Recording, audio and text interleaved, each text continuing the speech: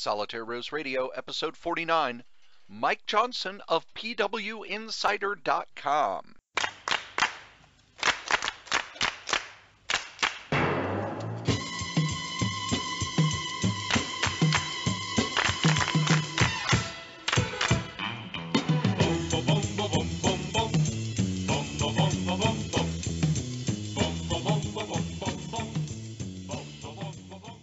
I talk in this episode with Mike about how the stuff he did on PWInsider.com was one of the inspirations for Joe and I to begin podcasting.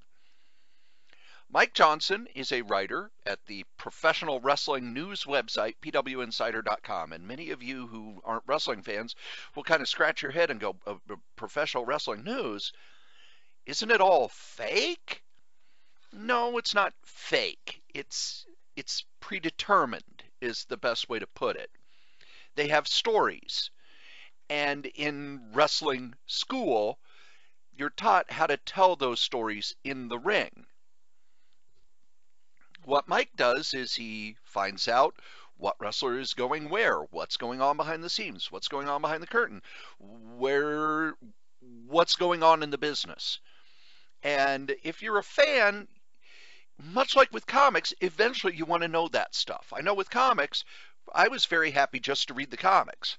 But then the Comics Journal took out ads in Marvel Comics.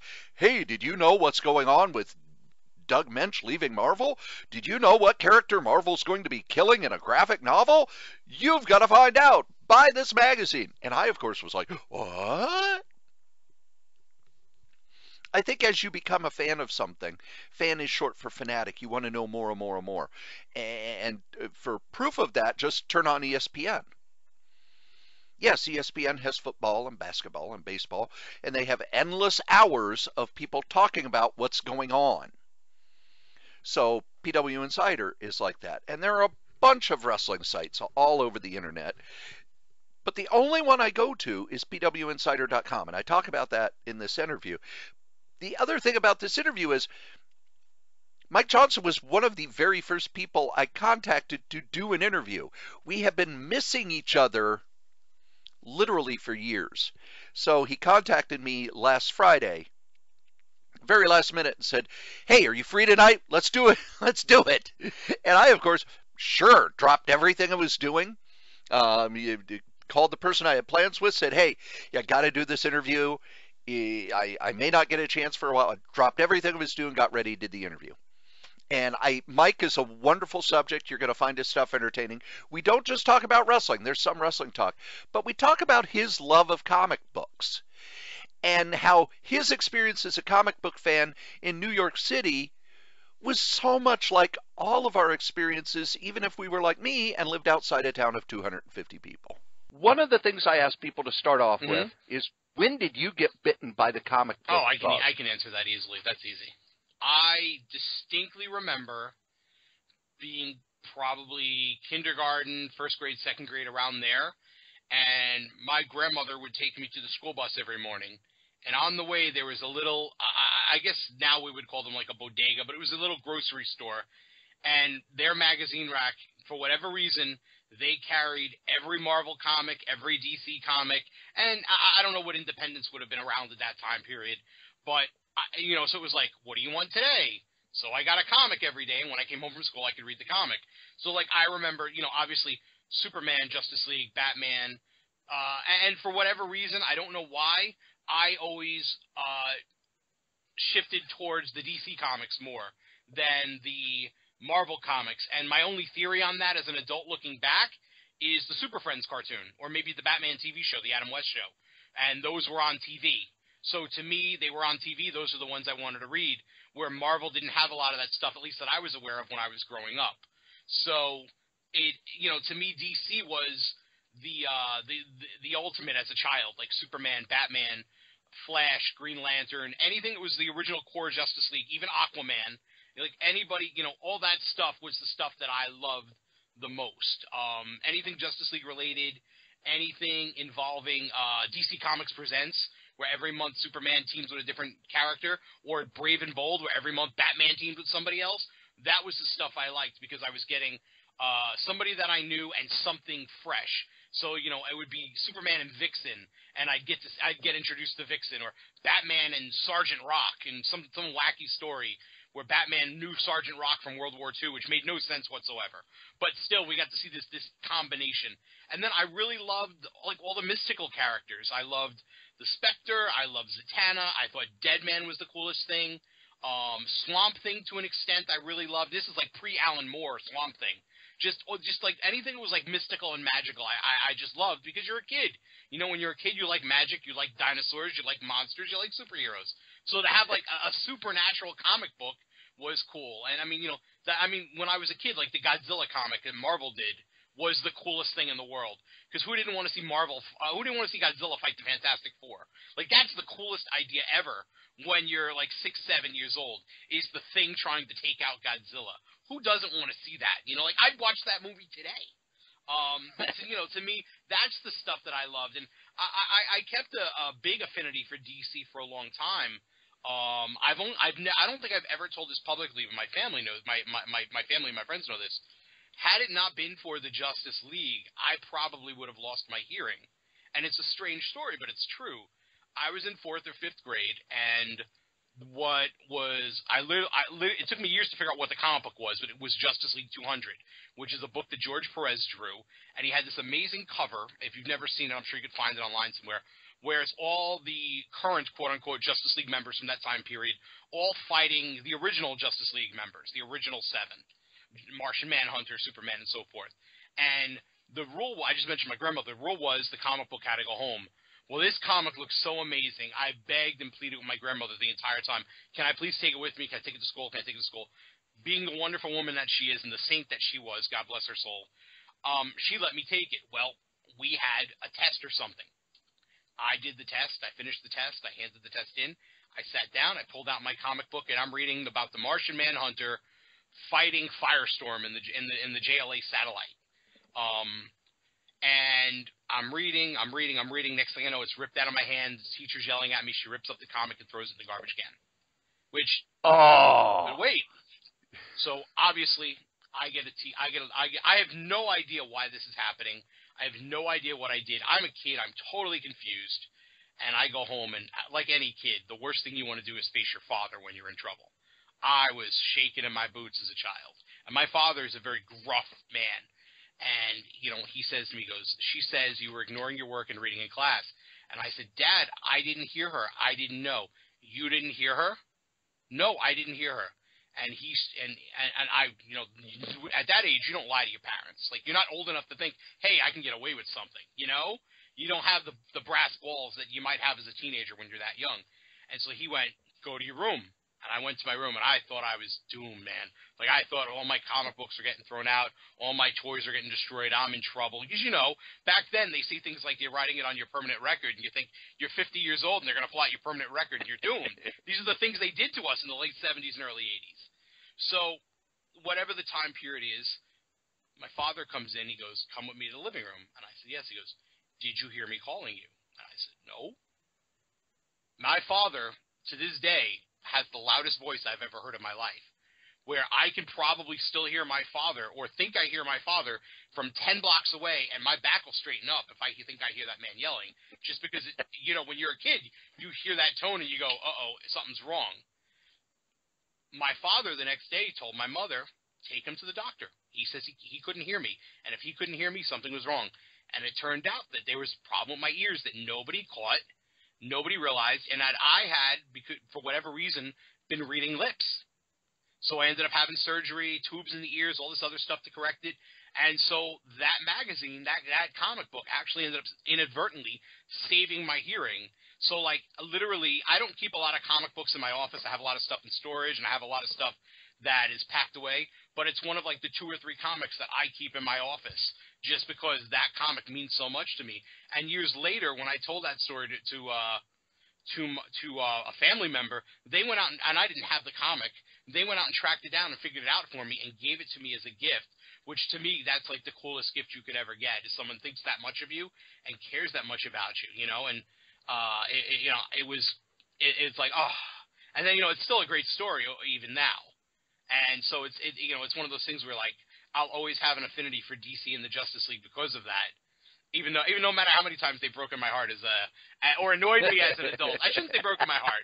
They've annoyed me as an adult over the last couple of years. So that's a different story. But yeah, so like I love like all of that stuff.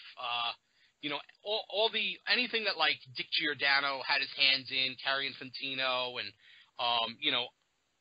obviously anything that was like that 1970s era Justice League, or 1970s era DC, like the Joker single series and the Secret Society of Supervillains when Captain Comic comes to Earth and he gets tricked into battling Green Lantern by the supervillains because he thinks they're the heroes and the Green Lantern's the villain and things like that. And I might be paraphrasing the story, but I think I've got the basic gist of what it was.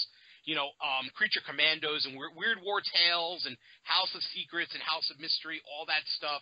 Like I still want like a House of Mystery TV series where like they just do an anthology and Cain and Abel open and close the show every month, like every episode. Like there's so many things that they still have yet to tap into that I'd love to see. And I mean, and obviously even like things like Captain Carrot and the Amazing Zoo Crew, like anything that was in the DC universe from Crisis on Infinite Earth or before was like that was my jam, so to speak. Like, and to this day, if I'm walking around a comic book convention, which isn't often, I'd rather buy that stuff than anything that has a New 52 stamp on it, just because it doesn't sing to me the same way.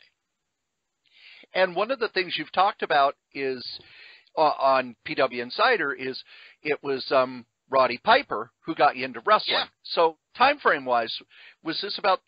I was younger. I'm guessing about 3-4 years afterwards. I was reading comics. I was reading comics way before I was into pro wrestling, because Crisis had to be 85. Yep, and 85 and 86. I definitely was not watching wrestling until after Crisis, because it was the build to WrestleMania 2 that made me a wrestling fan, because I saw Roddy Piper and Mr. T on Saturday night's main event, and based on what I've researched since, because you watch it and you fall in love with it, but as a kid you're not thinking about the continuity of your life or anything. It was after WrestleMania 1, and I was definitely reading comics way before that period. One of the things I remember from that time period, I was in college when Crisis came out, and I wasn't into wrestling at all. I'd watched it as a little kid. We had the AWA, and for me, I fell out of it when I realized that the person they introduced first always loses. Well, that is true. That was true. And well, I'm not going to watch this if I already know who's going to win. And then, you become much more cynical when you're a teenager and you're in college and everything. But the build to WrestleMania 3 was so big, I knew nothing about wrestling. I didn't watch much TV. I knew about that build. As a fan at the time, what was it like as that story was building? Oh, my gosh. I wasn't a Hulk Hogan fan, so I'm sure if I was a Hulk Hogan fan growing up, and when I say fan, I wasn't living and dying by what they now, by the Hulkamania, but I loved Ricky the Dragon Steamboat, and he was a huge part of that show. So they did that whole story where he was challenging Randy Savage for the Intercontinental Championship on TV, and then Savage ends up cheating, and he uses the ring bell, and he comes off the ropes, and he drives it into Ricky Steamboat's throat, and Steamboat's grabbing his throat, and the tongue's sticking out, and all this stuff, and he's stretchered out, and then Savage is all proud of himself with all this braggadocio, and he's so, such scum that Bruno Sammartino, who's interviewing him, finally loses his cool and physically assaults Randy Savage, and there's all this craziness about it, and they're replaying it every week, and that was the one thing they were good at, was brainwashing people to watch their product, and brainwashing them over and over to make sure that they understood the important points of the stories they were trying to convey. And so between that and then, the whole story of what could happen with Hulk Hogan, here's Andre the Giant, he's big, he's massive, we all know this, he's 7'4", Princess Bride and all this stuff. But one of the things that they did that I loved about it, to plant the seeds of doubt into people's minds, was they made a new belt for Andre, because the old one wouldn't be big enough to fit him. It was only big enough to fit Hulk Hogan, but Andre was 7'4" and all this other stuff. So just the fact that they spent the money to create this new belt, whether you believed the stories and whether you believed it was real or whether you just thought it was entertainment, they put that seed of doubt in your head of wow, okay, if they're going to do that, then maybe he's going to win the belt. Because they didn't do that for anybody else. They didn't do that for King Kong Bundy or Kamala or anybody. But maybe if WWF doesn't think that Hulk Hogan has a chance, then maybe Hulk Hogan doesn't have a chance. And I remember, like, it was like they did so much to build that up, that show. Just Brutus Beefcake, Adrian Adonis, and Roddy Piper with the retirement match. And Roddy Piper, that was the guy I fell in love with wrestling. I fell in love with Roddy. And they say you don't meet your heroes because it's a terrible experience. And then every time I ever met Roddy as an adult, he was just such an amazing guy that, like, I'm still proud that Roddy was the reason I fell in love with wrestling, and I'm proud that I get to write about wrestling for a living, and that all came from the fact that I just happened to wake up and see Roddy Piper one night. Like, it's kind of cool. To me, it's a cool story, and I'm very proud that that little chance moment led to pretty much my writing career in terms of being a wrestling reporter, which is a weird job to have. Not a lot of people can say they have this job for a living, so it's weird. And you always get that look, that look when you tell people what you do, and they kind of tilt their head sideways, and it's like you told them, like, oh yeah, I'm the Wizard of Oz, that's my job. It's like they look at you like, yeah, you can't be doing that for a living. But it was like they did such a great job of the story where Roddy had left as a villain, he came back as a hero, and the audience turned him just because they missed him so much. Adrian Adonis and all these other villains had kind of taken his place while he was gone. And now he was back to take his rightful place as the king of the bastards, more or less, and they weren't having it. And that ended up making him a hero, taking a baseball bat to them and fighting all these guys off, the Magnificent Morocco and Bob Orton. And then it gets to the whole farewell thing, and he played it so well, with the announcement, win, lose, or draw, this is going to be my last match, which of course it wasn't, but that's another story. And then, he had the TV show Piper's Pit, the little show within their show. And the last thing that he does is he talks about why he's retiring, and it's such a great moment where he talks about I was born a foreigner, I'm here on a green card, but I got two babies and they're Americans and they're going to grow up Americans. And the last time I left, my daughter came and she wrapped her arms around my leg and said, "Daddy, please don't go." And he said, like, and I'm paraphrasing, he says something like, I went down in a plane once, I've been stabbed 7 times, I've been shot at once, but I can't take that. And so Roddy Piper left to be a dad, and Roddy Piper left for his family. So it's like, how do you want to see him go out victorious because of that? And then the whole spectacle of seeing that huge stadium. And like now, I think fans take it for granted when they walk into WrestleMania and they see that stadium. But for me, seeing that stadium at WrestleMania 3 was amazing because you remember there were no giant LED screens, there were no big production stages, there was no magic lighting. It was the lights from the sky, and then it got dark in that stadium. And they just hung big movie screens over the ring, and they still drew whatever it was, 80 or 93,000, whatever they claim it is. And, it was something special. Like today, we see Super Bowls all the time, and we kind of take it for granted. Now, even today, when you see like a big WrestleMania show, you kind of take it for granted because there's a stadium every year. Back then, it was they had found the promised land. And nobody else had ever been there before at that stage. And they had 3 major attractions. And to me, like, I just remember like being in love with the storytelling because it was comic books come to life, especially in that era. Hulk Hogan was Superman. Roddy Piper was kind of Batman. He might not have been the strongest, but he certainly was the toughest, and he certainly was the smartest. And then you look at some of the other characters. Andre the Giant, that was the Hulk. That was the Thing. No one was going to stop him. It was brute strength. And so forth and so forth. And maybe Randy Savage might have been Dr. Doom because, he was all about ego and he was certainly a badass, but his biggest weakness was either his girl, Elizabeth, or his own ego. And if that's not Dr. Doom, I don't know what is because he certainly had the weakness to Sue Storm. And Dr. Doom was all about ego, man. The other thing that was happening at this time, it's funny when you think about the parallels, this was also when comics took a huge step forward as literature. Around the time WrestleMania is happening, you have Dark Knight, you have Watchmen, you have Mouse, you have Karen Berger start to do these books that would become Vertigo. What? And you were around the right age for comics to grow up with you. Did you get excited about the fact that, oh, wow, they're talking about Batman comics in Rolling Stone magazine? You know what? I could lie and tell you all sorts of wacky stories. I'll tell you the truth. Totally outside of my periphery at the time. Had no idea. You know when I knew comics were big was when the Tim Burton Batman movie came out. That to me was wow, other people are reading comic books. Because my dad read comics. My dad loved all the World War II stuff. He would read Sergeant Rock and Black Hawk and Nick Fury and the Howling Commandos and all that stuff. So for my dad, that was the stuff he loved. He loved World War II. My dad's a big connoisseur of World War II history. He could talk about just about any aspect of World War II. It's like his big passion is World War II for whatever reason. And so like he understood and he loved like that stuff. So for me, you know, I don't know that I ever like was amazed that other people were looking upon it as literature, because in my house growing up, we always had bookshelves everywhere. My family was always readers, and it didn't matter if you were reading a novel, it didn't matter if you were reading a golden book, or it didn't matter if you were reading a comic book, as long as you were reading. My parents were very big on read. So that's why I think like comics was such a big part of my childhood, was because when they saw that I liked them, my dad was like, all right, let's go to Mike's Comic Hut in Northern Boulevard, and all right, you can go and here's $50 and buy whatever you want out of the 5 for $1 bin, which as a kid is like, you know, you might as well have just been handed $1 million, you know? Or we're going through a flea market and here's this guy selling an entire run of What Ifs. Oh. And my dad's like, do you like those? I'm like, oh my God, they're great. They're all like imaginary stories where the heroes get killed and stuff. How much is it? And my dad haggles. Next thing I know, I'm walking out with one of the long white boxes of every issue of What If ever.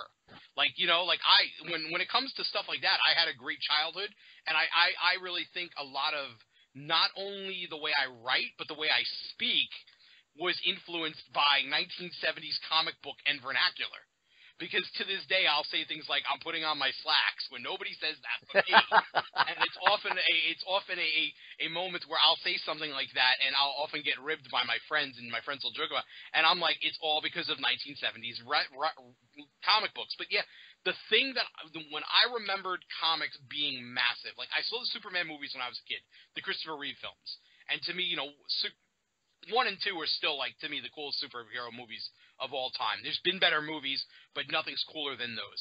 But when Tim Burton's Batman came out, and everybody and their mother had a Batman shirt, and I don't know how it was where you are in Minnesota, but where I was in New York, I would go to the city with my family, and not only would I see everyone wearing the Batman shirts, but I would see the ghetto bootleg Batman shirts that were like the knockoff of the insignia, and it wouldn't be right. Like, there would be something wrong with the wings, or there'd be something wrong with the head, and you would see hundreds of these everywhere.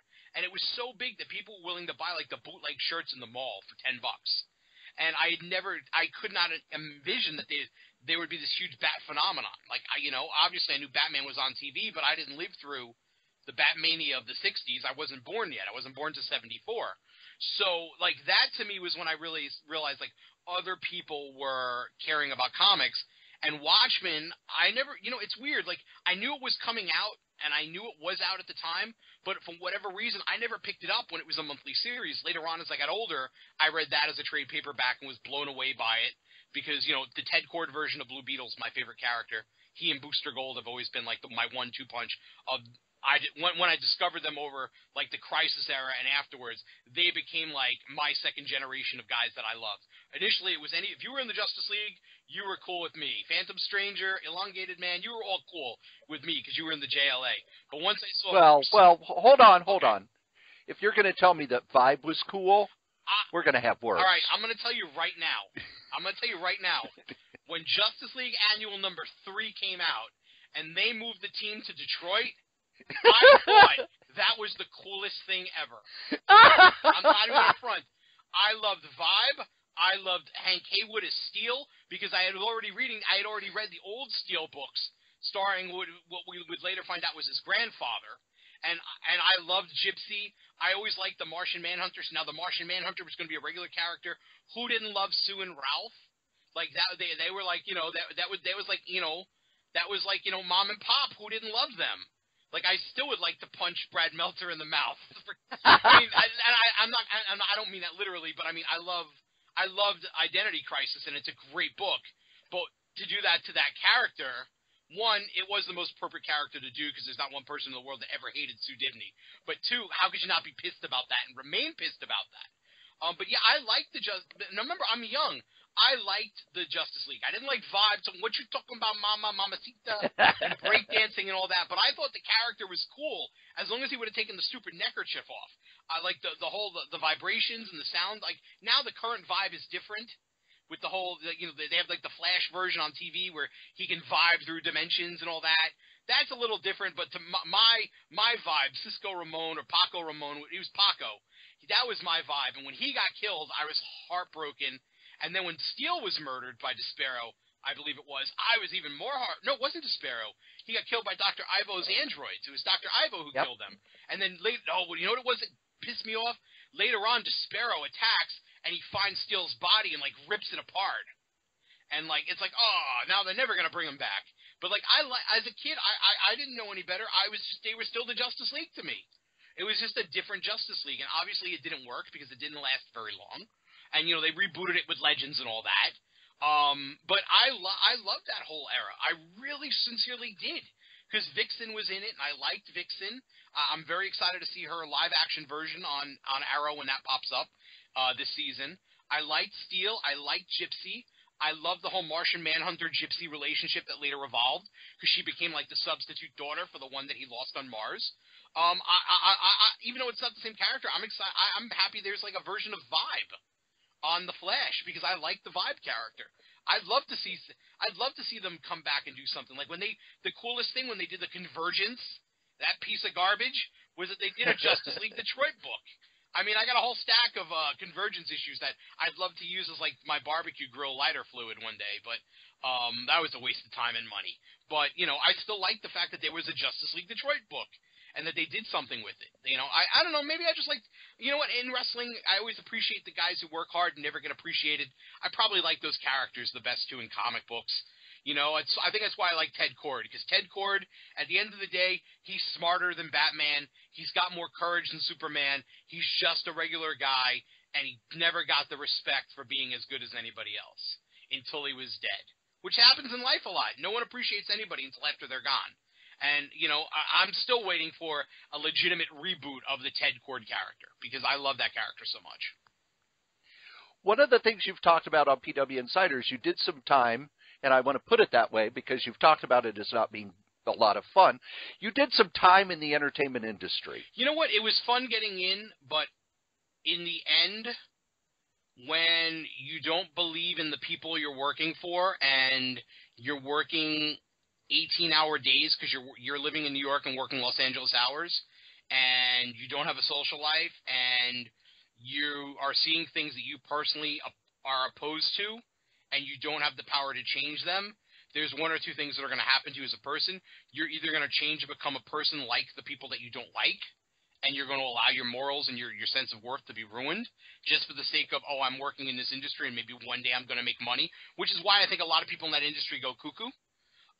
Or you're going to get the hell out. And when I got the hell out, I mean, it was I probably should have gone to a therapist for PTSD because I laid on my couch for 18 months in a fetal position, living off my savings. It was not smart. It was not smart in hindsight, but it was what I needed. It was my process. Yeah. And that was kind of mid to late 90s. Yeah. In fact, if I'm right, I'll tell you a story. I started in the entertainment industry in March of '97.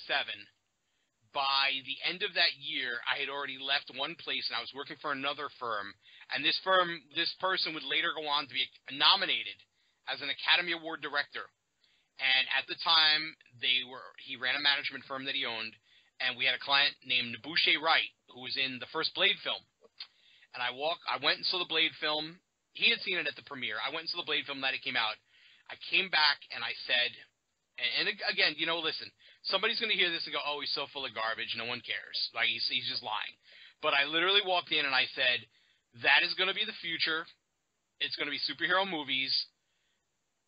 We need to, because he was looking at doing movies at the time, which he later did. I said, we need to acquire comic book properties. I'm telling you, we'll make money. And he looked at me and he said, no one cares about comic book movies. The Tim Burton phase is over. Literally paraphrasing what he said. That week, it was the #1 movie in the United States. And I came back to him and I said, I'm telling you, it's Marvel Comics fans, and they're going to tap into something, and we could make money doing this. Now, mind you, this is before there was Fantastic Four or Iron Man, or, we're talking 97. So we're still, we're the most recent Punisher movie had been Dolph Lundgren's. You know what I mean? Like, there hadn't been a lot of stuff in that world that had made it. There hadn't been a Superman movie since Quest for Peace. And he looked at me and he said, The only reason that movie made money is Wesley Snipes was the star. Okay, what am I supposed to say? And then, like, I left that world. And I had left him, taken another job somewhere, gotten in a bad car accident, needed to take time off to heal.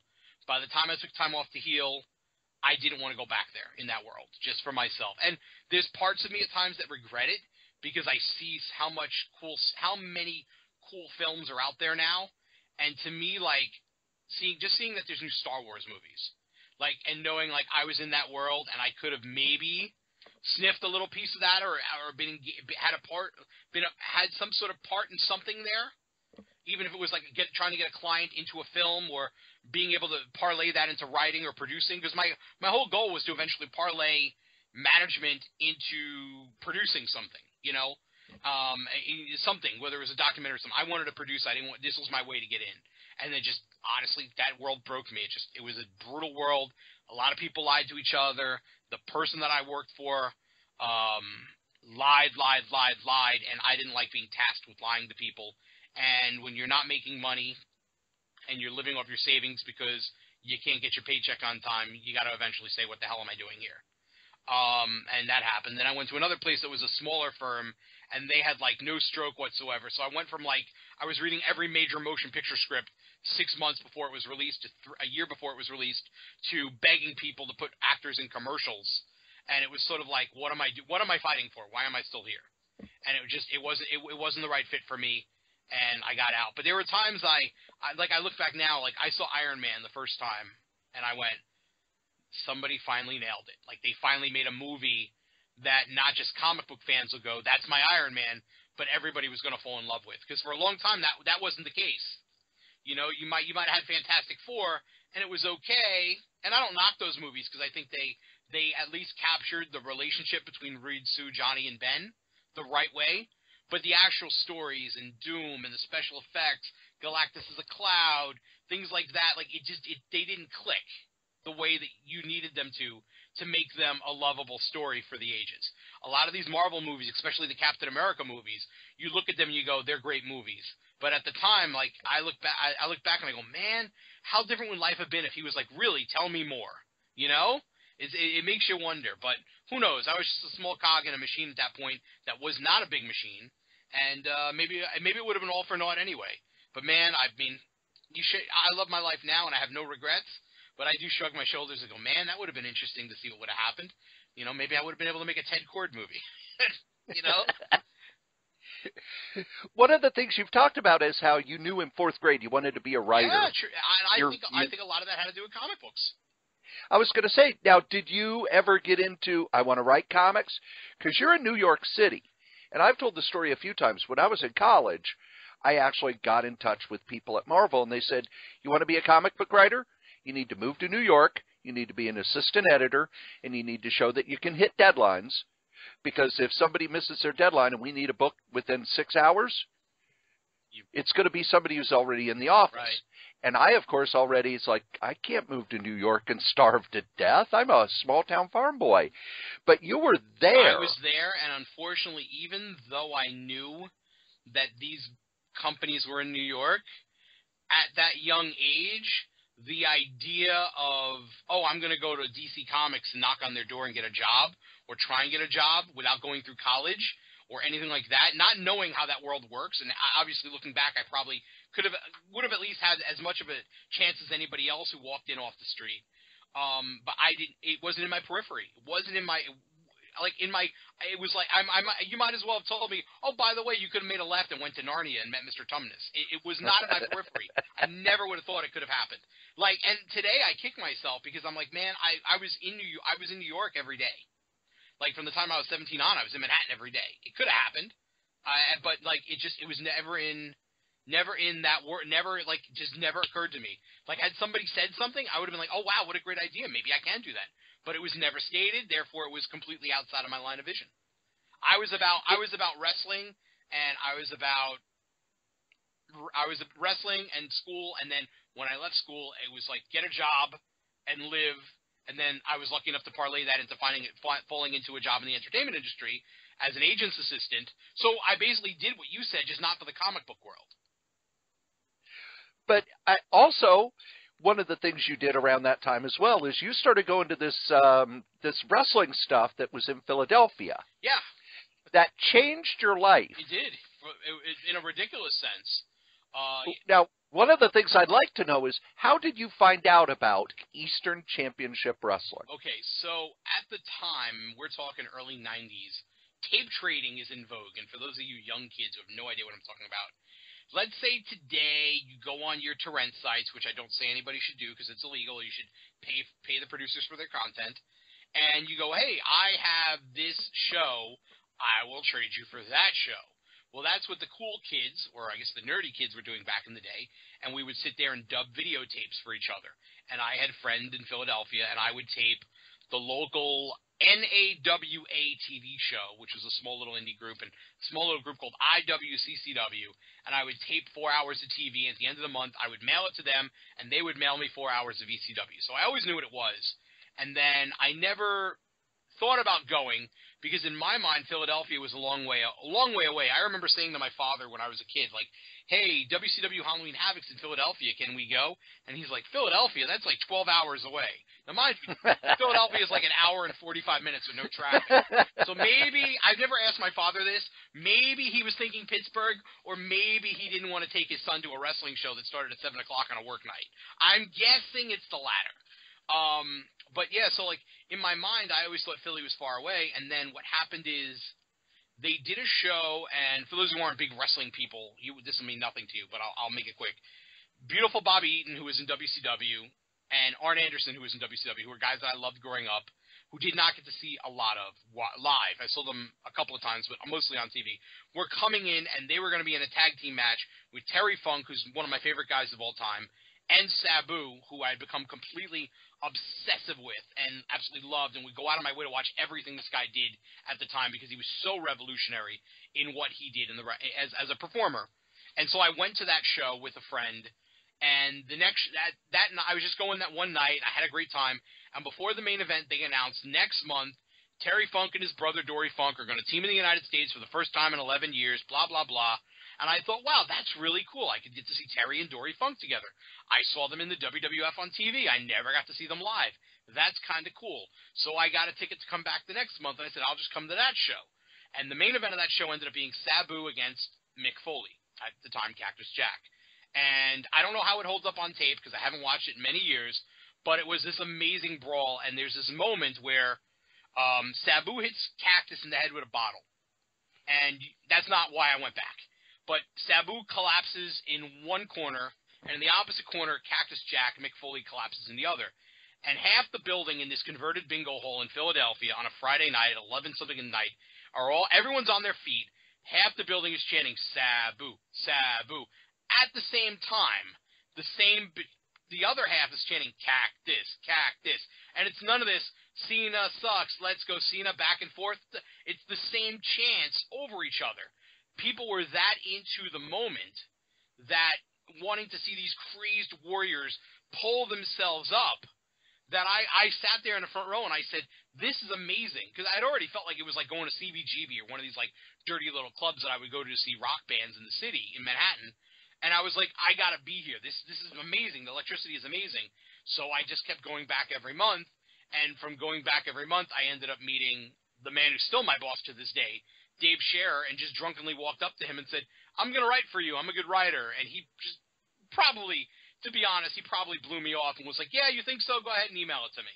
But I bet you in his mind he was blowing me off because Lord knows he was probably half drunk too. And I sent him something. He ran it. I've been sending him stuff ever since. And we have been friends, butted heads, argued, screamed at each other, had each other's back, forgiven each other, so forth, so forth, so forth. And it's been very much a symbiotic relationship of two people who, for the most part, see things the exact same way and look at wrestling the same way, and have been lucky enough where in each of our paths of life we have cultivated our own sources to where I can call him and say, I'm hearing this, and if he can't confirm it on his end, he might be able to find another piece of the story. So between the two, if I can't put the puzzle together myself or he can't, between the two of us, guaranteed we're going to put that puzzle together. So, and it's worked out pretty well for us. And, you know, we ended up forming, well, he formed, I don't want to say we, he formed PW Insider in 2004, and he was leaving another place, and I was getting paid by the other place, but he was my guy, and he pretty much said, listen, I'm leaving on this date, and my next response was, okay, I'm going with you. Which could have been the stupidest thing I ever said, because he could have said, well, I'm not paying you.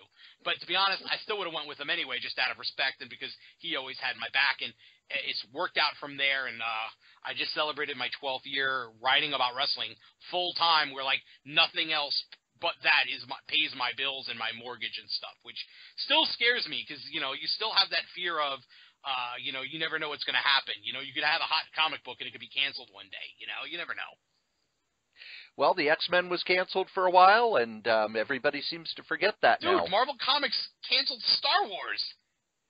Well, there's a reason for that. I don't know what that reason is, but you can enlighten me. But whatever that reason is, I'll say right now it was stupid, because I remember still buying it as a kid and being all excited about it because I could see what was going to happen after Endor, which, you know, I ended up being excited about 30 years later as well.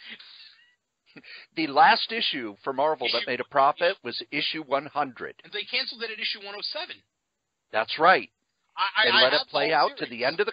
They let it play out to the end of the contract because they already had stuff in the pipe. But everybody forgets that by the late 80s, Star Wars was a dead property. You know what's funny is, you know, everything is Star Wars now. Like, and I mean, you'd never know there was a new movie given the lack of commercial push for this movie. But it's funny because one of the things that made Clerks, people really stand up and pay attention to Kevin Smith's Clerks, was that whole dialogue back and forth with the characters of Dante and Randall, where they're arguing about whether the workers on the Death Star deserved to die if they were just there as contractors. They weren't all stormtroopers. Some of them had to just be working on the Death Star, and it's not fair. And then another employee comes in and he gives this whole story about he knew somebody that was going to paint the mobster's house, and then when the mobster got shot, he got shot, and it's his own fault, and blah, blah, blah. And they would just stand there dumbfounded. But, like, no one talked about Star Wars at that point. And he kind of brought it back he kind of brought Star Wars back to the talking points, you know? There were a whole bunch of things that happened around 92, 93. First, they had the Thrawn trilogy, those books. There hadn't been any Star Wars. The first one came out in June of 1992, and I can tell you why. I almost fell asleep at my high school graduation because the night before I stayed up all night. I stayed up all night reading it, and to this day, I can remember parts of that book where I could feel the music in between my ears as I was reading it. There's just because it had the banter and the dumb luck that Luke just happens to find the Millennium Falcon that Thrawn's taken away and grabbed, and he gets to escape on the Falcon, and it's like, what dumb luck that Luke was able to find the Falcon. That only would happen in a Star Wars movie, you know, and that those characters, and it just, they felt like those characters. And I literally almost fell asleep at my high school graduation because of that book. Dark Horse did the Dark Empire series. I didn't like those as much, but I remember those. I hate it. You know what? I don't want to knock anybody. I'm not knocking anybody because if anybody hears this, they're all more talented than me. I never liked the artwork on those. The art never felt like Star Wars to me. And I can understand that because the artist was Cam Kennedy, who'd done a lot of stuff over in England on 2000 AD. He drew a lot of you know what? That makes sense. A lot of Judge Dredd. See, that makes sense because I never read a lot of the British books. And I didn't have an affinity for a lot of that stuff. But those are the things that kind of kick-started Star Wars coming back, where it's like, oh, the books and the comics are selling. A few years later, you got the toys back. Yes, Princess Leia with a monkey face and Luke Skywalker on steroids. Not that I have those in doubles in my storage space. If anybody would like to buy some Star Wars figures. Just kidding. So I'm thinking about the 90s where you've got this job in the entertainment world where you're working all the time. You're going to ECW. You got all this stuff going on. Were you still buying comics? And what was the stuff you liked during that period? I got to tell you, I gave up on comics around that time. And it wasn't for lack of interest. It was lack of money. Okay. I'm going to this wrestling stuff, and I was going to a lot of shows, and and this is before I'm in the entertainment industry. I was just working at the post office at the time. I'm only making so much money, and I can tell you there was a 1-2 thing that happened. It was I fell in love with the wrestling world and the proliferation of buy 5 bagged comic books with 2 exclusive trading cards in them, / your die-cut tinfoil covers. And I also felt like, now, you know, I love writing, okay? I love a great story. I appreciate great art, okay? I love great art. But I want the writing, and this is just me, the writing is more important to me than the art. It always has been. I don't know why, it's just me. There came that time period where Rob Liefeld, Todd McFarlane, Jim Lee, and Jim Silvestri, and so forth, they became personalities, partially because Wizard Magazine was so big at the time, which, by the way, I do miss that magazine. I wish there was something like that today that I could read, because I enjoyed the articles at the time. But Wizard made all of those guys and others personalities, where before, Spider-Man was the reason you were paying attention to things.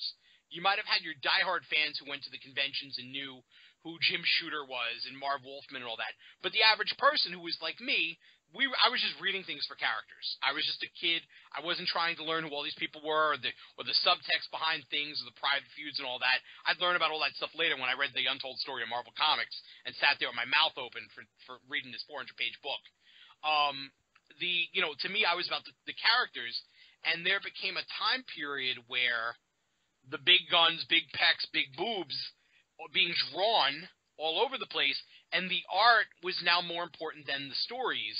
And I think the stories suffered for it, and they lost me. They just broke me. And what brought me back, literally, was I was going to New Jersey. This is years later. I was going to New Jersey for a friend's party, and I missed my train, so there was an hour to kill, and I knew I had another hour. So I had gotten off in Times Square. And lo and behold, there's a comic book shop here, Midtown Comics. I know it's a famous place. I had no idea what it was at the time. And I go in, and I see there's a Superman Batman #1 book. And this is the book where, like, they end up, the narrative is, part of it's from Bruce's perspective, and part of it's from Clark's perspective. And we don't need last names here. We're amongst friends. And I picked it up just to have something to read. And I was like, wow, what a fresh take on them, that they're talking about each other, and we know what's going on in their head. And here's Lex Luthor, and here's Captain Atom, and here's and here's Power Girl, and suddenly all these old friends. Wow, I kind of miss these people. Next thing I know, I'm going back to Midtown Comics every Wednesday, and I'm buying all the DC books, because Aquaman lost a hand? What the hell's going on here? I'm trying to catch up on things. I'm still, like, when I get to mid-90s to mid-2000s, I'm still fuzzy on everything. Like, if you started grading me and grilling me on specific storylines, unless it's certain things, I probably won't know everything. But that started getting me back into it, and then Identity Crisis came out, and out of Identity Crisis came the Cosmic War and all that other stuff, and I realized they're building to something here, and it ended up being Infinite Crisis was the title of it. And so to me, Crisis on Infinite Earth, that was the Empire Strikes Back of comic books. Heroes lived, worlds died, and nothing ever stayed the same, you know? Like, I lived through all that. When Barry Allen died, I sat there in front of my house with my mouth open, like, how could Barry die? Because Barry Allen was one of the original Justice League guys. He was great. You know, Supergirl dies, which to me, I still think that's a tremendous story. And that one, as I said, I'm not a big art guy, but there's that one panel that always stuck with me of Superman, and it's silent. You could see he's screaming, and there's this echo of energy of everything shattering around him, just out of grief and anger over Kara's death. And to me, I'm like, I think it's one of the greatest books of all time, you know, because here's this character that sometimes was taken for granted, and she stands up and she sacrifices herself for the greatest hero of all time. You know what I mean? Like, there's something really beautiful about that from a storyline, from a narrative narrative standpoint. And even things like characters that you don't expect to fall in love with, because that's how I fell in love with Blue Beetle. They kind of introduced him in Crisis, and even like saying like, all right, well, who's Dawnstar from the Legion of Doom? And I get into all these books because of it, and the idea that like every character ever was going to pop up in these books. So now they're building up to Infinite Crisis, and I remember reading like the first Infinite Crisis book. And mind you, I'm not reading anything on the internet. I have no idea what's going on. And when they get to that reveal at the end of Clark Kent and Lois Lane and Superman from Earth Prime and Alexander Luthor, I went, whoa, holy crap. This is the last thing I ever expected. Because in my mind, I'm going, they're going to bring the multiverse back. Oh my God, this is going to be amazing. And, then they have that whole story. And I love the whole idea of Superman Prime being like the guy who just wants to go home. But he's never matured. And his time being in that little limbo has basically given him the ultimate PTSD. And he's now crossed lines that he can't turn back from. And I thought that was what a great tragic character, And, and like, I can't say I loved all of it. But there was a lot of that stuff that I loved.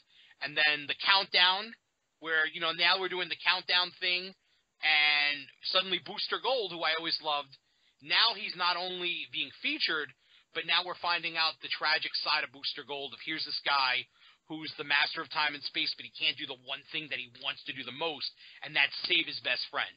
And every time he does, and he tries to change time, it makes it worse. And it's a tried and true trope. We've all seen it before, but because it was Booster and Ted, I had a deep affinity for it. And then the whole revelation that Rip Hunter was his son, where Rip Hunter had been his mentor. And then I really liked all that stuff. They kind of lost me with Final Crisis. I get it was like a whole tribute to Jack Kirby and the New Gods and all that. They kind of lost me on it, probably because I was not well versed in that mythology. And I think sometimes when Grant Morrison writes, he writes for a specific audience, and people sometimes get a little lost if they don't know all the mythology. Like Superman pulling the machine out of his ass to save the day. I was like, all right, now we're come on now. I would have preferred if he just flew around the world backwards and made time go back. As much as people want to knock that at least made more sense to me than, oh, I've got this machine, we can do this. And then the New 52 came, and they kind of broke my heart and ruined it for me. I was so excited for New 52. I bought every book, and I was like, I'm going to dive in. It's going to be like when they rebooted after Crisis, and John Byrne rebooted Superman, and George Perez did Wonder Woman, and they did all this stuff, and I was all excited for it because it's going to be fresh stories and something fun, and we're going to see where they go from here. What's going to happen here now that Captain Marvel and Uncle Sam are on the same world as Superman and Batman? And what's going to happen now that the Justice Society and the All-Star Squadron are in the same time period or in the same world as the Justice League? How does all this match up? That's what I was excited to see. And so when New 52 came, I was like, man, this is going to be tremendous. They're going to do it all over again. And really, I started reading it, and I felt like I don't want to say betrayed because they're not I can't say they betrayed me. They're not my characters. But I felt like I was reading fan fiction from the point of view of, and not every book I'm going to say this about, but a lot of these books, I felt like they were fan fiction from the perspective of 1990s Marvel, big pecs, big guns, big boobs again. And I didn't think the stories were good. There was some stuff I liked. I remember really liking I, Vampire, of all things, and thinking it was a really good book. But I always liked Superman, and I'm reading the Superman book, and I'm just like, why is he a dick? Superman shouldn't be a dick, and it didn't work for me. The one thing I did kind of like was they kind of immersed Wonder Woman more into the mythology of all the Greek gods and all that, and I thought that was an interesting take. But for the most part, I would read these books and I wasn't entertained, and then I'm getting all these books because now I'm ordering them from discountcomicbooks.com, which I still do order a couple of things from, so I want to plug them. And I'm reading them, and I'm realizing that as I'm going from reading 52 books, because I'm buying the whole set of everything. I'm going from reading everything to reading 45 books to reading 23 books, and I'm buying books and just putting them aside because I just don't care what happens in the stories, and I'm stuck with them because I'm ordering them 2 months in advance. And then I finally just said, you know what? I'm not buying any of this anymore because it doesn't entertain me. And why am I wasting my money? And what am I going to do? Am I going to go on the internet and complain? No, I'm just not going to give you my money. So I came up with a rule. If Booster Gold or Ted Kord were in the books, I would buy them. Or if characters that I loved were going to pop up that I heard about, like, say, the Creature Commandos, who, by the way, I love them. They should have a movie. Just saying. I would buy those books. Other than that, I wasn't buying anything. And I've stuck to that. For the most part, the only book that has brought me back that I've bought every month has been Justice League 3000. Because it's sort of Justice League International, sort of not, and little did I know Booster and Beetle were going to pop up in this book later on, but I liked the whole idea of they were starting fresh, it was in the future, what the hell are these characters doing here, and the whole reveal and revelation of these characters. And to this day, I find the book very well done. Again, I'm not a big art guy, the art's not the best, but I think, the story has to drive it, and I like the story. And I've enjoyed that sort of take on them, and I can see why other people don't. And for the most part, like, I've fallen off. I haven't read a lot. Like, I'll buy things that are weird and interesting to me. Like, I just bought the Green Lantern Star Trek crossover because I was like, I'm sorry.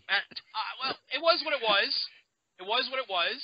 And I was like, well, this is, but to see those characters kind of interact with each other is kind of cool. To me, I still remember this first Superman Spider-Man book and how cool that was for me to see that, And I like the weird combinations. Like when they did Superman boxes Muhammad Ali, I thought that was the coolest thing ever when I found out about it. I'm excited for Batman Ninja Turtles. It might be terrible, but it's so weird, I gotta check it out. If you have not read Superman Muhammad Ali since, they just put out a hardcover of it. I actually have a copy of it signed by Neil Adams, because Neil Adams popped up at a convention here, and when I saw it, I was like, I need him to sign this. Because to me, Neil Adams is like one of those great heroes of the comic book world, because he's the guy that kind of shook the cages for Siegel and Shuster when they weren't getting their just due from DC. Yep, and he did it before the Superman movie because he knew that would be the best time to get publicity. And I mean, to me, without him, there would be none of this Batman by Bob Kane thing, or any of those credits that we see now. And I write, okay. I don't write fiction. Maybe one day I will finally have the chance to do something. But I write, and one of the things that annoys me is when I see others take my writing and either take it as their own and or cut, as we say, cut and paste it on their own without credit. Not that I want anyone to take my stuff anyway, but it's worse when you're not getting credit for it. I can't imagine what it was like to be those gentlemen and knowing they created pretty much the greatest American icon of all time. Not even comic book, but American icon of all time, because what's more American than Superman, except maybe Mickey Mouse? And they were, not only were they not getting credit for it, but they were basically living in squalor for the most part. So, to me, Neil Adams, as far as I'm concerned, that dude should have sainthood. And if you've got an argument against it, because for any other reason, I don't know. I don't know him from Adam, other than having him sign a book once. But to me, the ramifications of what he did for that industry and what he did for the people that came before him is pretty damn nice. And as far as I'm concerned, there's a movie in there. I couldn't agree more. One of the things I wanted to talk to you about is this podcast and the other podcast I do, because believe it or not, you and Dave are the cause of it. Oh, we're sorry. Nope, it was like pretty much everybody else on the planet in the late 90s. I actually got back into wrestling with WrestleMania 6 because I worked at a group home at the time, and on Saturday nights they would show Mick Karch's Saturday Night at Ringside. Mm-hmm. And the kids that were there, they had to watch it. So it would be Mick Karch introducing the WWF syndicated show, the NWA syndicated show, and I don't even remember what the other one was. But we couldn't go anywhere on Saturday nights because they had to watch that. Because that's how it was back in the day. There was no DVRs. You had to be there. That's how I was. Mom, I got to get home. Mom, can we go home? It's 6 o'clock. I got to see what's going to happen on the NWA. These kids would not allow us to go anywhere while it was on. So you either watch or you're spending your Saturday night staring at a wall for 3 hours. And I got into it from the different perspective of seeing it as storytelling. So as I'm looking for news out on the interwebs, my friend Joe, who does the podcast with me, I was reading Al Isaac's Scoops. Oh, my Lord, and he was I haven't heard that name in forever. And Joe was like, oh, you ought to come over and, this one wrestling thing. That's where I'm reading now. That was our old home for people who don't know. So we would, on Tuesdays, I would go to his shop, take care of his back issues. We would run WWF show, then WCW. We had it all on a tape because Nitro had the replay afterwards. Right, so okay, yeah, because Nitro... tape WWF, then we'll tape WCW, and then ECW, I actually bought the extra cable package so I could get this Florida channel Sunshine that ran Network. at 2 in the morning. Sunshine Network. Yes. And you guys started posting audio shows. Mm-hmm. Well, that was Dave. And Davis talked a lot about it. That was Dave more than me at the time. I wasn't doing a lot of audio at that era. But yeah, that era I was still working in the... See, I worked in the entertainment world, and then, with ECW, I started writing with Dave, and then later on I would help out on their website and stuff. But yeah, that would have been Dave more than me. But yeah, so I was part of that, but I wasn't like the prime crew at the time, I don't think. But then as podcasts showed up in 2005, Joe and I both were like, well, the PW Insider already does that. And you would do them so that they would fit on a CD. Mm-hmm. We called them hotlines. These were our audio hotlines at the time because it was a takeoff on what the 900 numbers did in the early 90s. So as you got into it, you guys took a very different path. And I'd like you to talk about how you see your audios, because it's different from, and the match results from Friday are that, this person beat this person in 32 minutes and 12 seconds with this mat. How did you guys go about, what was your mindset when you said, we're going to do audios and we're going to do something different? Well, I mean, obviously, it all depends on the topic. If you're talking about a big news story, you're going to kind of be more serious and give factual information, and then you're going to give your take on it. But I think the key to what made us unique from most wrestling websites is we were more we never call we have never to this day called our audios podcasts. And if you could find me calling it a podcast, I probably deserve to be flogged because we don't podcast. Our stuff is specifically for subscribers of PWInsiderElite.com, and if everyone wants to check it out, it's 3 days free. When we hit record, and we just go. There's no set plot. There's no bullet points. There's no anything. And for 99% of it, anything goes. And, the whole take that we've always had is we've always wanted our audio discussions to feel like you're sitting in a bar with a bunch of your friends and you're just sitting in on the conversation. We never wanted to feel like we're up here and we're talking to the peons down here. We're part of that peanut gallery. We are one of the peons. And, we might be writing these stories and delivering this news to you, but we're not better than you, which I think a lot of not wrestling sites in general, but I think a lot of news-based sites kind of take that stance of we have the news and, they're kind of like Daffy Duck with the pearl, mine, and we're sharing it with you, and you're lucky you're getting it. And we've never felt that way, and we've never tried to come across that way. At least, if we ever have, it's always, it's inadvertent and by accident. But, we've always just kind of wanted to be one of the guys, to the listener. Because to us, that's really what we're doing. We're all just a bunch of people who are legitimate friends, who are working together to do this stuff and write about wrestling because we enjoy it. And when the odd occasion happens and we all end up in the same place at a wrestling show, we're just having fun and enjoying ourselves. We're not sitting there analyzing like, oh, if he had done another drop kick, this match would have been so much better. Like, I don't get, because, again, it's storytelling, and it's storytelling that's unfolding in a live format with live stunt work. And so, sometimes you just have to, throw some of the logic out the window and enjoy it. But yeah, we've always had this sort of good rapport with each other, and whatever makes the audience laugh, and whatever makes them interested, and whatever makes them, want to come back is what we want to do. So we'll do anything from mailbag audios where we'll discuss we talked about Star Wars for 45 minutes this week on a wrestling website because that's what readers wanted to know about. They wanted my take and another writer's take, Stu Carapola, on Star Wars.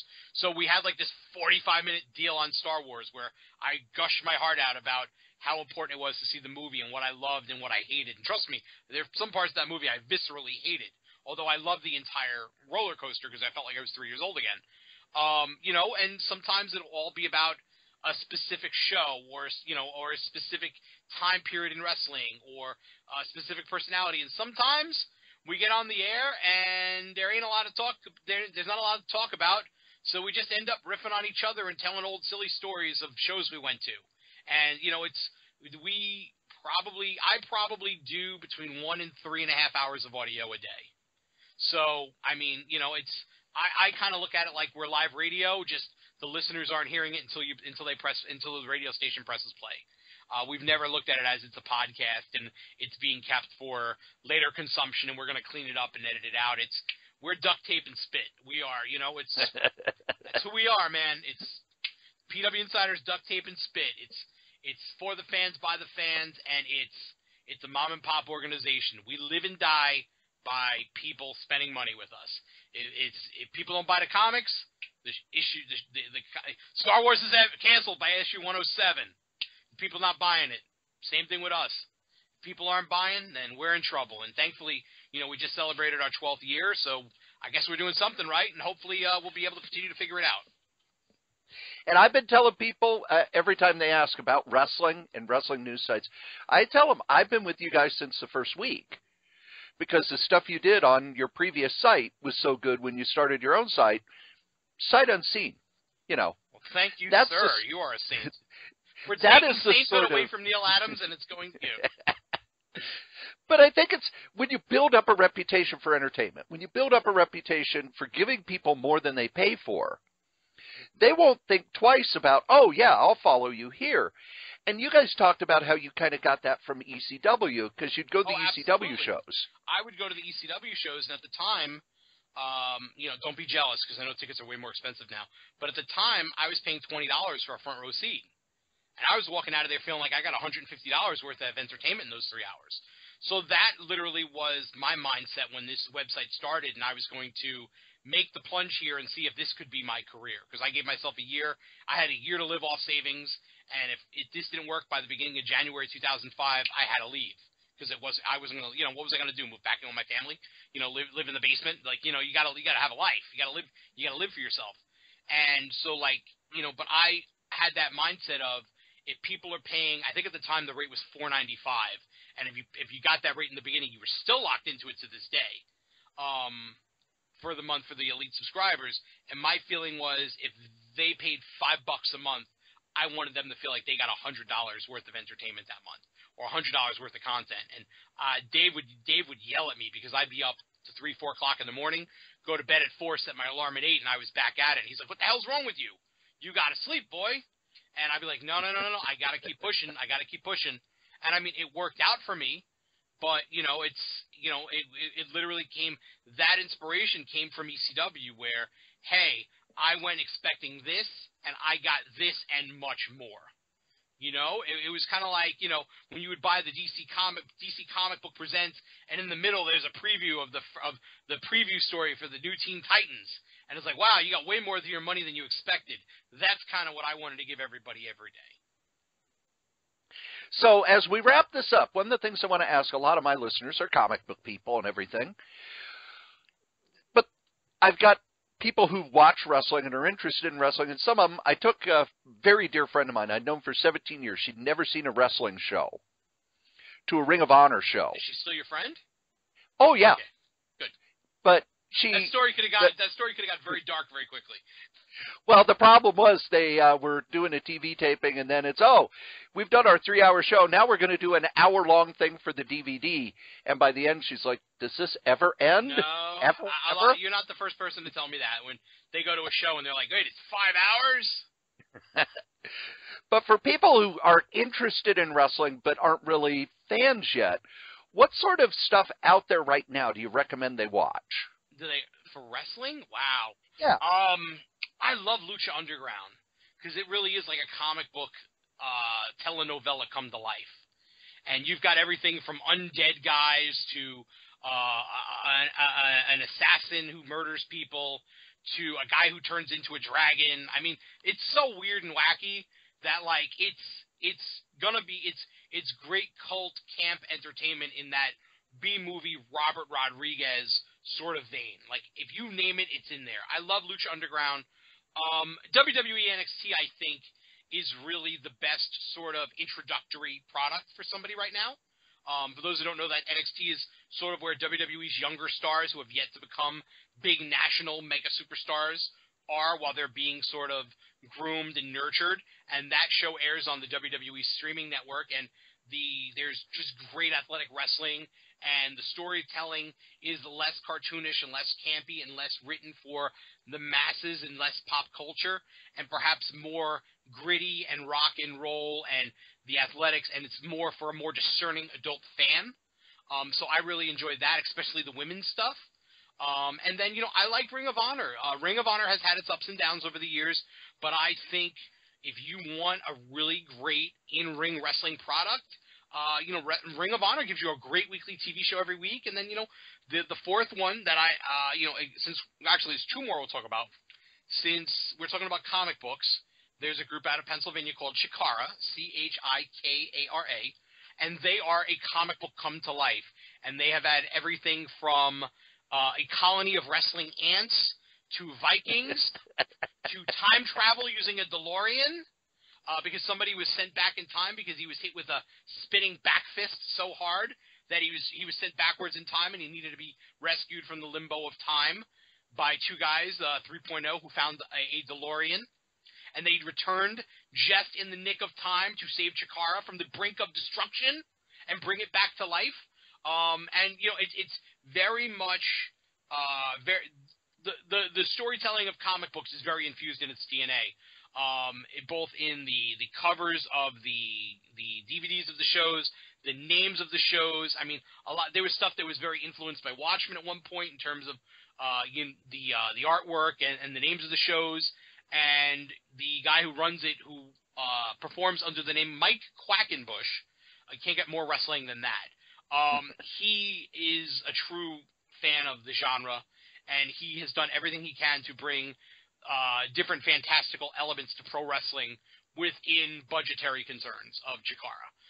And then, there's a group out of California called Pro Wrestling Guerrilla, PWG, and that is kind of where all the cool hipster independent wrestlers go to have a party with each other in this very small 400-seat little American Legion Hall in Reseda, California. Yes, the same place Daniel LaRusso was from, has like some of the best wrestling in the world right now. And it's like just mind-blowing, out-of-control wrestling, and guys just flying in the air and all sorts of wackiness, and it's just this intense Fight Club atmosphere. So that's the stuff I would say pick one of those and try your flavor and see which Baskin-Robbins ice cream flavor is more for you. But that's the stuff that I would suggest to people. And comic book wise, you said you're still buying. What are you reading? Wow. Okay, so I look at comics completely different now. I read all the Justice League 3000 stuff. I just picked up Justice League again, Justice League Unlimited maybe, because the Creature Commandos were in it, and I was very impressed that they were in it. I am reading anything that's Godzilla-based that IDW puts out, because I mentioned Godzilla earlier. I still love the character. Some of it's good, some of it's not, but it's a Godzilla book, so I'll forgive them. And I've picked up a lot of the Marvel Star Wars stuff, which I have been very much in love with. I think the tone of everything is great. Just even opening up that first book where you open the cover and it's just Star Wars, like the beginning of a movie, and then you turn the page and it's the Crawl, and I'm like, oh, they nailed this, and I haven't even read one thing yet. And those books are just action packed and swashbuckling, much like Nightcrawler used to be. The way that Star Wars is in my mind. So I read that, and then there's a new book that just came out. I never read a lot of independent stuff. I don't know why I should. But there was a book that just came out called maybe it was Monster Island or Monster World, I think it was the name of it. And it was like a detective noir book set in the world where all the Universal style monsters are real people. And so Okay, yeah, there's a I've read werewolf that. in it and Frankenstein and all that. And I love the first issue. I've been reading Drax because CM Punk is writing Drax. And he's a wrestling guy, so I read it to kind of see how many Thing references he's going to make in it, because he was a big Thing guy, and to see what Marvel Comics characters are going to be in it. But for the most part, there's not a lot that I'm reading on a regular basis. I'm anxiously awaiting something with Booster Gold. Like I just saw Cartoon Network announce the new cartoon series for Justice League today, and Dieter Bader, who did the Batman voice of Brave and Bold, is now going to do Booster. And I was like, wow, that's cool. Booster's going to be in the show, And so, like, things like that still keep me on the periphery. And, I mean, I keep hoping that one day I'm going to get my version of DC comic books back. but I feel like the only place where that sort of DC comic books universe that I envisioned existed is in the Marvel movies. I feel like they have the DC tone, and DC instead tried to go dark and do like the 1990s Marvel, especially with their movies, and they lost me. Well, Mike, I want to thank you for the time. I know we've been trying to put this together for, I'm not even going to say how long because it'll embarrass the both of us. That's why I wrote you today and said, hey, I'm home tonight. I'd love to do this. I'm free, because there's been so many times I've told you I'm going to do it, and then the story broke and I couldn't do it, or I had to go to do a show, or there was something going on, and I was like, this guy's going to hate me. He must think I'm some jerk.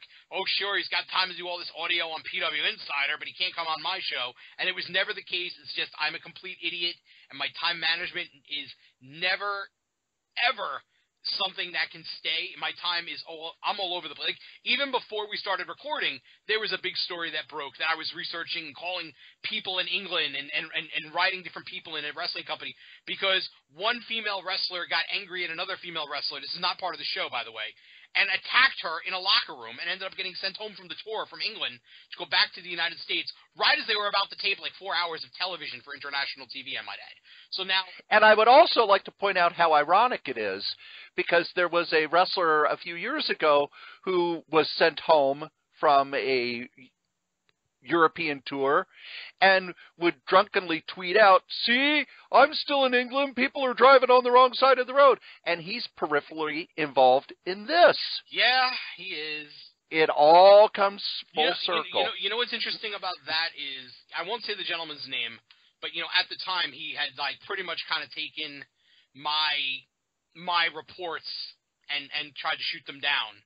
And we'll say it, he was in the midst of some bad personal issues. And demons, as oft happens in the pro wrestling world. But you know what? After he went through all that and he got himself cleaned up, having met him a number of times since, he's publicly turned around and said that I'm one of the few writers that he respects, and I'm one of the few that actually tries to do the right thing and reach out to people and go to shows and whatnot. And I'm like, all of a sudden, it's weird how life turns around, because the person who is knocking you is now crediting you for your work. And hopefully he doesn't turn around again and I'm there to knock down the line. But it's interesting, one, you always want to be right. You want to feel vindicated that you're writing the truth. But to have that happen, first of all, I'm glad he's alive. And I'm glad he's doing well, because he pretty much, I was scared to death he was going to die. And I pretty much wrote that at the time.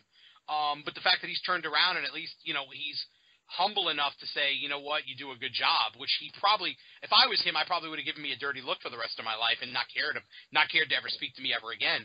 But the fact that I've been able to have those conversations with him and even interview him and have him say these things publicly, that's kind of like a nice small pat on the back. And, there's no Eisner Awards for wrestling writers, but I'll take that, Well, you can catch Mike at pwinsider.com. Join the Elite section. It is the only wrestling site I go to, and they have been getting my money for 12 years. It is the best bargain in wrestling. He also does the Taz show every Tuesday mornings, yes. Where you talk about Raw the night before with the Human Suplex Machine. He's a former... Oh, I'm sorry, WWE's Human Submission Machine. Human Wrecking Machine. He was the Wrecking Machine. Yeah, Taz, who was a wrestler for many years, is now retired. He has a morning drive show online, so to speak, on the TazShow.com through CBS Radio. And he does a live show from the studio in New York every day. And so I come on for like 15 minutes, a half hour, and talk about the news of the week and things that are going on, and just talk about different aspects of pro wrestling with him. So it's always a fun time. And he's someone I always had a lot of respect for as a performer. I always liked his work ethic. So when he reached out to me and invited me to do it, I was like, first of all, honored, and I thought that was so complimentary of him. But it's been a lot of fun to do it, and it's given me it's definitely given me a chance to reach a different audience that perhaps wasn't aware of PW Insider, or maybe was aware of us but hadn't made us a destination site. And it's been a nice little thing. So I appreciate doing that, and I'm glad I got to do this. I don't want anybody to hear what I said about DC and think like, oh, like he sucks because he doesn't like comics anymore. I love comic books. Every time I go to a comic book convention, I walk out with a big stack of 1970 DCs, and I still love all that stuff. And all those DC hardcover bound omnibuses that they put out. If they put out the Justice League one a couple of years ago. I have that, and I've read it like 4 or 5 times, and I go back and read Crisis on Infinite Earth at least once a year, and Watchmen is one of my favorite things, and I hand Watchmen to people all the time, say, you got to read this. This will show you what comic books can be, and it pushes the barriers. It's just as good as a good novel. But, just right now, the stuff doesn't sing to me. I love their TV shows, and you know what? I love the Marvel movies, but right now, I feel like everything is just too focused on, let's reboot it. Let's have number 1 issues again. Let's artificially inflate the numbers that we're selling through all of this hype. And to me, that's no different than the stuff in the 90s where the die-cut covers and all that stuff artificially inflated X-Men numbers and X-Force numbers. And really, all it did was waste all of our time and money. Just give us good stories. If they start giving us good stories again, I'll spend $500 a month on comic books. I have the money to spend now. I just don't want to spend it because I don't feel like they've earned my money. Like, I work to earn people's money. I want to earn people's money. If DC earned my money, I would be the first person to turn around and say, Dan Didio, here's my $500. I will hand it to you personally. But I don't feel that way. And I have to think there's others that feel that way. And unlike a lot of people, I don't go on the internet and go, well, this sucks. Because all that is white noise. It doesn't help anything. Not spending my money helps. I'd like to think by not giving them my money that somewhere down the line it's going to trickle down to, oh, these people stopped buying. Maybe we're doing something wrong. And then I just heard they're rebooting everything again. We did a special. Like, come on, I clean up guys. the podcast. They announced it last Friday. We did a quick and dirty duct tape and spit Friday night special podcast where we talked about it from, I looked at the sales numbers, my partner's former retailer, we both worked in retail forever, and we looked at it from that perspective. And if you look at the numbers, it's been sliding for so long, but there's a lot of stuff about how it doesn't matter what the numbers are. This was a top-down decision from Warner, who says, you are now part of our marketing for the movies. You're not your own separate thing. So now you are marketing. So now they've got to be in line with Superman breaking Zod's neck and all that stuff? Why do you think they moved him out to L.A.? Yeah, well, that's a shame. That's a shame because they were in New York for so long, and it was a New York-based company. So that's always sad. I understand it, and I get it.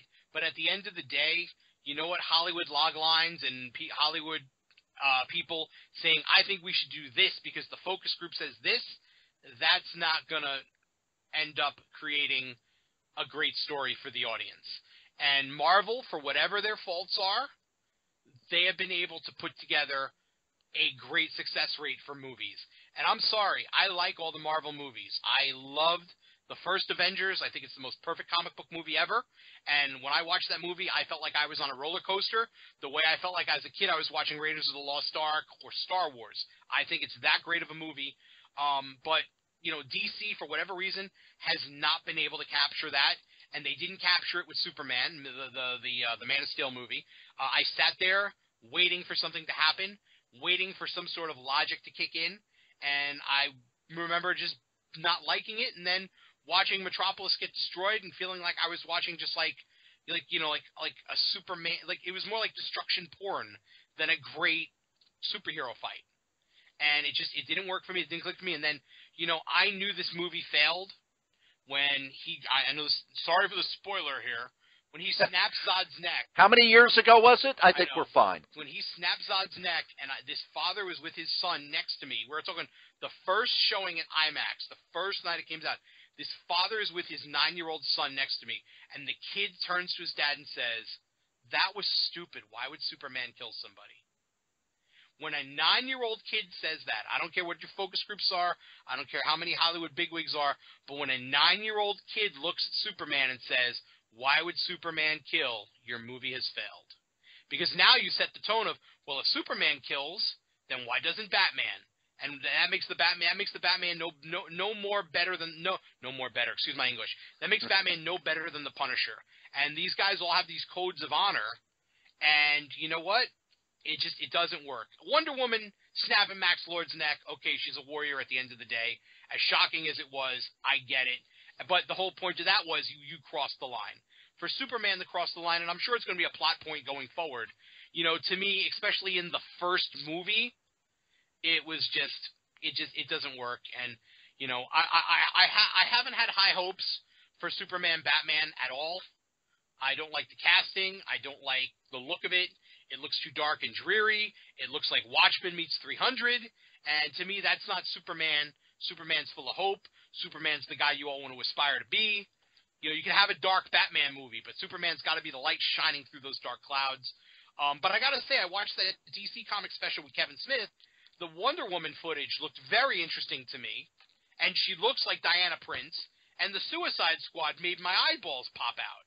And I know people are like, oh, she doesn't look like Harley Quinn. Well, I know that, but you can only do so much without turning it into a cartoon. And I know some people don't really like the Joker, and I want to see what the Joker is before I make I damn it to death. But that whole tone of the Suicide Squad movie, I thought it was cool, and I'm very interested in seeing Will Smith as Deadshot. I gotta tell you. And that's Mike Johnson of PWInsider.com. I am not blowing smoke when I say you should, if you're a wrestling fan of any kind, you need to go to that site and you need to take advantage of the 3 free days and then subscribe. I have been a subscriber since week 1. The good thing is, because I've been subscribing so long, I get the lower rate. But still, just the audio. You're going to get 10 to 15 hours of good, solid, entertaining audio every week that's fun to listen to, gives you the backstage stuff, but also you get to know the guys who are doing the site. Years ago, when I sent in some questions to one of the mailbags, I likened the site to your corner bar. PWInsider.com is the corner bar for those of us who like wrestling. We've been listening to these guys for years. We know their personalities. They may talk about how they're hiding their personal life, but you really can't hide your personal life if you're talking with your friends all the time. So, highly recommended. Love their stuff. We've got a lot of stuff coming up. Next week, episode 50 of Solitaire Rose Radio. And I'm really not doing anything big for it. I'm going to save that for episode 100. So instead, I sit down with my niece and we talk about the season of Doctor Who. I've got Mike Barron coming up. I am putting together interviews with other comic creators. I swear, going to finish the Kirby thing. I swear, going to get back to the EC thing. Please go over to my novel cast, novels.solitairerose.com. If you go over there, next week is the last part of the first novel. And I cannot explain in words, which is probably bad for a writer, how excited I am that I have completed the first novel. You do not know also how nervous I am about the fact that I will now be doing a second novel, and it's very different. So, some experimentation going on over there. I have started another podcast called The Weekly News Update, and I've talked about it on other podcasts. It is my weekly news parody. It has been going for about a month. It will be up on iTunes and Stitcher by the end of February. I wanted to give this one some time to breathe so that I could get my feet under me. The good thing is that writing-wise, I hadn't done it in a decade, and it came back to me in a flash. And some of the stuff I really enjoy. I find it funny. I hope you will too. Other things we have ads. And here they are. Believe it or not, kids, this silliness has actual real sponsors. Our first sponsor is Graze.com. Graze gives you healthy snacks sent to your house. You can have them delivered weekly, bi-weekly, monthly, and your first box is free if you use the code CORYS3R5B. Our second sponsor is Bombas. Bombas socks are some of the best socks in the world, and remember, for every pair you buy, they donate a pair to a homeless shelter or other worthy cause. Just go to bombas.gotocloud.org/SF30. That's right, those are our ads. Go check out our sponsors, and there you go. That's Solitaire Rose Radio 49. Again, I haven't talked about it on this podcast, but this week marks the 6th anniversary of Joe and I first turning on the headphones and starting these podcasts. We're up to almost 300 episodes between the crazy comics and stories and this. So it's been exciting. It's been fun. And in a lot of ways, I feel like we're just getting started and it's just going to get better. So I want to thank you for listening. I want to ask you, please give us reviews on iTunes, give us reviews on Stitcher, like us on Facebook, tell your friends, tell your neighbors, wake the kids, scare the dog, turn up the podcast really loud, scare the dog so the dog goes running away. And when people go, what's happening? Oh, the dog's listening to this podcast and you should too. So thank you again. And I'll be back next week with more stories.